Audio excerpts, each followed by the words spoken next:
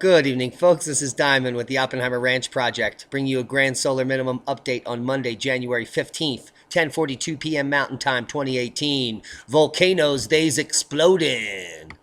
And yes, they are. Let's check out the Mayan lava fountain lake taken in Iowa, Kalig Ambe, just hours ago. This lava fountain is between 5 and 100 meters high, and if you stand near it, the flesh will burn right off of your body. That is an official warning from the Oppenheimer Ranch Project. Do not climb this volcano while it's exploding. We'll get to more dumb stuff as we do the update. There's always dumb people doing dumb stuff, and we got it. Cars frozen in place along the flooded Kennebec River in Hallowell, Maine. I'm sure you guys watched this. The waters that rose from the Kennebec River over the weekend and flooded downtown Hallowell in Augusta, Maine were receded by Monday morning, but cars were still stuck in the ice. Apparently, tons of people got real boozed up at the Hideout Wharf, got a ride home, and in the morning, that wasn't probably a good idea because their cars are now stuck in ice. And that's a grand solar minimum heads up. Ice jam causes flooding threats along the swelling Delaware River. Ice jams on the Delaware could pose a serious flood threat when temperatures rise. Beware of potential flooding along the Delaware River in Bucks and Mercer due to ice jams. As the river approaches flood level, at least 20 died in California mudslides as of now. She's telling us about what's going to happen here. This thing is frozen over. The cars are all taking a look at the ice jam, and it is crazy. So there's an ice jam flood warning in my stomping ground of Philly. I wish I could see it. In Hallowell, flood warning went unheeded before the icy turmoil. We just covered that. Heavy rain broke open the Kennebec River, and it was covered in those ice. Ice apocalypse in New York, in Pennsylvania, according to Strange Sounds, which is a very apocalyptic source. Sub-zero temperatures last week didn't just instantaneously turn boiling water to snow. They also quickly froze rivers, ponds, and lakes across the Northeast. Man. Ice jam on the Winooski River flooding downtown Montpelier, Vermont. That's a 1992 picture. I don't know why they're showing that to us. Strange Sounds is a little bit of nonsense. Middle Tennessee braces for more snow and bitter cold. A winter weather advisory is in effect for Monday afternoon into Tuesday night for Middle Tennessee with up to 2 inches of snow possible. Weather warning, snow and ice expected for Ireland. Snow and ice warnings have been issued for the whole of Ireland over the next 48 hours. A yellow be aware weather warning for Northern Ireland is in place till 1800 on Wednesday, with northern and western areas due to be the worst hit. About 300 staff and 130 gritters are ready to deal with the conditions, the Department for Infrastructure has said. Good luck, Ireland. World's coldest village, Siberian town, reaches near record cold temperatures, breaking the new digital thermometer at minus 62. Oeschger, the coldest permanently inhabited settlement in the world, was so icy in the Russian village that a new electronic thermometer conked out after recording a bone-cracking minus 62. The official weather stations and the pole of cold registered minus 59, just a few degrees from the all-time record. Mandurah's monthly average rainfall smashed in one night. Heads up, Australia. Mandurah was drenched in a downpour, cosmic ray flux overnight, that was 6 times the monthly average, making it the highest daily January average ever recorded in Mandurah. Mandurah. I'm sure people are going to yell at me. This makes the highest daily January rainfall ever recorded, smashing the record of 63.4 millimeters. By amassing a total of 79.66 millimeters, destroying the 2006 record. Grand solar minimum much? Cosmic ray flux, I would say. Glowing red lava rolls down slopes of the Philippine volcano. We watched it, and that's a boom. Totally volcanic in nature. I love those eyelashes. Now, guys, glowing red lava was rolling down the slopes of this volcano today, and authorities have evacuated up to 12,000. That's a good news for those people in the Philippines. You don't want to be sitting around while this lava is hitting your flesh. It's not good with polyester either. Now, Mayon Lava Fountain Lake here. The fountain was seen at 10 p.m. on Monday in the Philippines. During the event, jets of lava were spraying into the air by rapid formation and explosion of gas bubbles in the molten rock. These range from 10 to 100 meters in height and sometimes reach more than 500 meters, according to the USGS.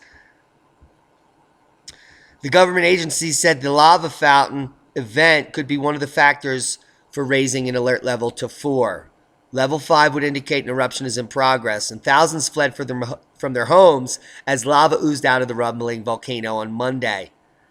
It's a quiet eruption, but it could lead to a hazardous explosion within days.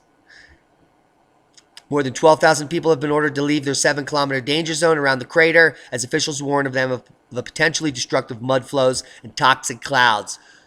That's nuée ardente and pyroclastic flow, which would kill you instantly. So don't go near this volcano. It historically erupted during the Dalton minimum, as well as Kadivar, which we have to keep an eye on because it's currently erupting now, with continuous volcanic ash emissions being reported as we're doing the video. Also, Popocatépetl is awake, Tucono, Sinabong, all erupting in the last few hours.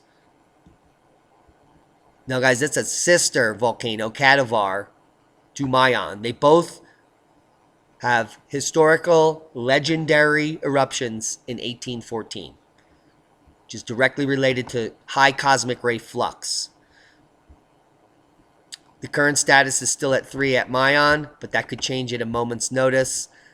A lot of these, it takes a half a day for them to update. What I want to show you here is the Arctic temperature calculated from the GISP-2. This is the last 10,000 years, the modern warm. And notice how cold it was back for the last 50,000 years. I also want you to notice how the temperature fluctuated over 12 degrees C on a regular basis.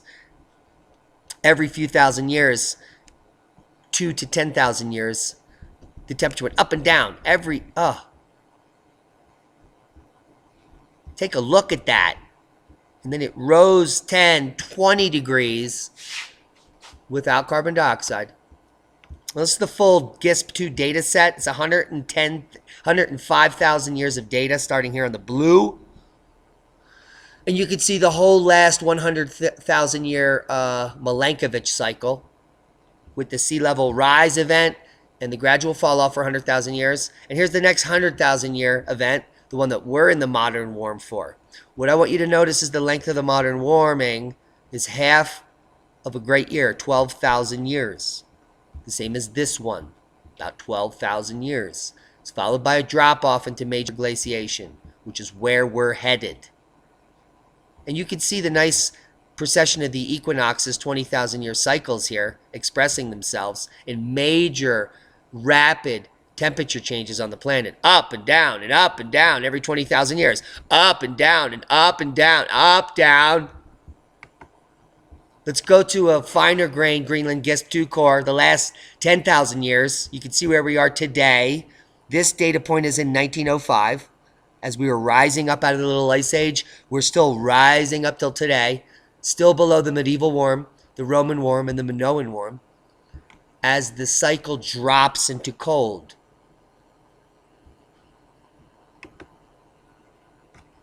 Now, what I'm going to provide you with is what was the Maunder minimum, new perspectives on an old question. This is an excellent resource. It gives you information on what the climate did and what you could know and glean from what historical information there is. Such as, the weather patterns seem to change later than the initial cooling. So first there was an initial cooling as solar activity declined across the planet. And yet other weather patterns seem to change later, 1 or 2 decades after the onset of the regional cooling. The regional cooling is happening now, so the weather patterns will change in a decadal scale. Weather variability from year to year, for example, becomes much more pronounced. That's what we're experiencing right now. And that erraticism is often associated with the Maunder minimum. We're now going into the eddy minimum, and our erratic temperature fluctuations are being associated with solar minimum called the eddy minimum. Severe storms become more frequent.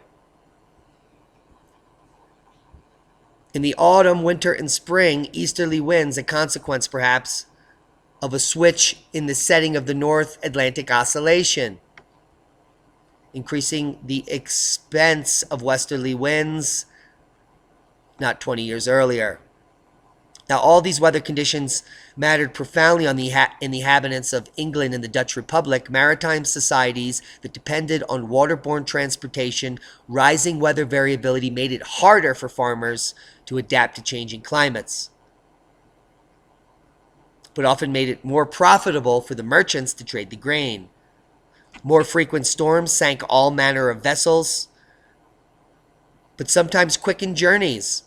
Easterly winds gave advantages to Dutch fleets sailing in the Battle of the Dutch coast, but westerly winds benefited the English armadas.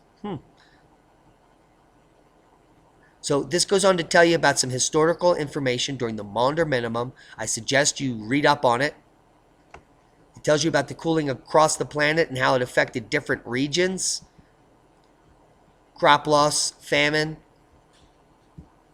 unrest. We also have 7 new papers forecasting global cooling that we're going to provide you with here so you can bone up on cosmic rays modulating cloud cover. Thank you, Svensmark. Historically quiet sun headed towards the next minimum. Thank you, Paul. With charts. Solar minimums may be the final piece of the puzzle in the fall of Western civilization. Heads up, folks. That is a boom. That's how it works. So, back to the papers. New study by German physicists concludes we can expect climate cooling for at least 5 decades. And the charts, and it's the double dynamo.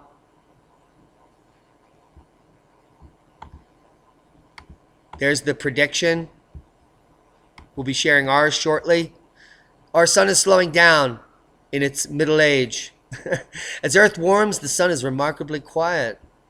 What does all this mean? Quick seismic update before we end the video. Guys, I thought there was an aftershock in Peru. There wasn't. I checked all seismic networks. There has been no earthquake magnitude 1.5 or greater since the 7.1. 0 happening, 1.5 or greater. There was an earthquake being shown earlier today, and it's now gone. So I have no idea what's going on here, except that it does not look good for Peru, and I'm expecting a larger quake to happen in the near future because this pressure is not being released. The major quake has not occurred. There is a really odd quake way up here north of Greenland that some of you might have missed on the map in Nord, 160 kilometers northeast of.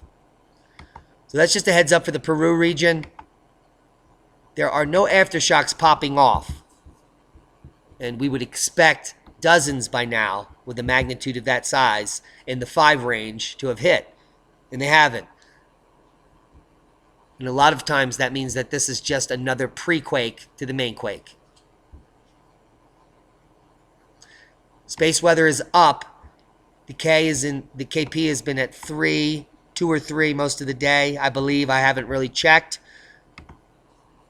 But you can see that the lithospheric flexure has relaxed. There's a lot less earthquake activity. So when the KP drops back down, we'll be looking maybe for another major quake in this area. Plus we have some quakes stacking up in the Philippines region, and they're worried about a large quake there. So Philippines will be watching, and Peru will be watching. Again, there has been no aftershock from the 7.1. None.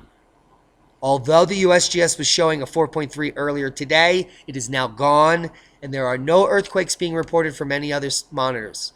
If you guys have information, please send it to me and link it in the comments below. Here's that same rehashed 7 papers forecasting global cooling. Just another perspective. I'll leave you links to all of this. These are the cliff notes of the 7 papers with graphs. Coming down here, we can look at some graphics I made you.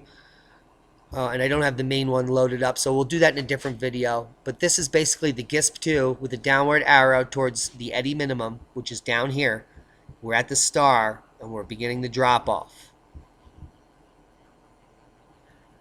And I have a quick graphic. Let's minimize this. It mimics the one you're looking at here with cosmic rays and clouds, where you can clearly see from 1983 to 2004, global temperatures were increasing according to all of the cyclic climate parameters. And as that happened, cosmic rays were decreasing. Temperature was increasing as cosmic rays decreased. And cloud cover decreases. And as cosmic rays started to increase,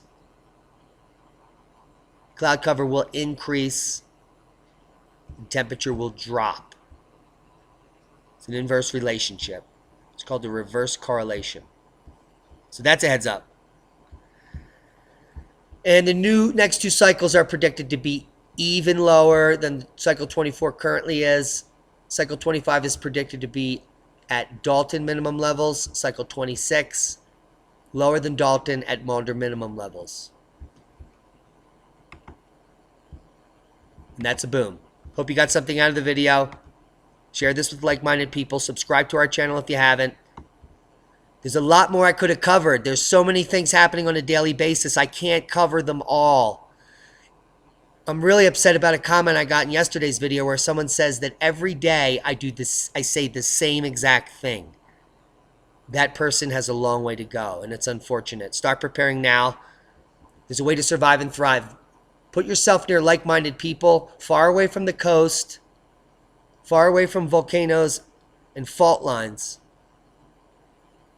Learn how to grow food.